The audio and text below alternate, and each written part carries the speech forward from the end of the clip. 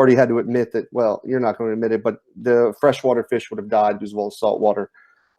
There's they just wouldn't have. I mean, there's animals that live in water that breathe oxygen that wouldn't have survived, like certain reptiles.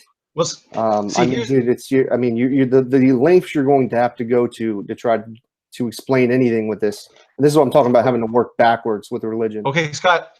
Hey, Scott, I don't want people thinking that you're winning the argument, so let me just respond to that a little bit, okay? So the thing is, we wouldn't say every single species went on the ark.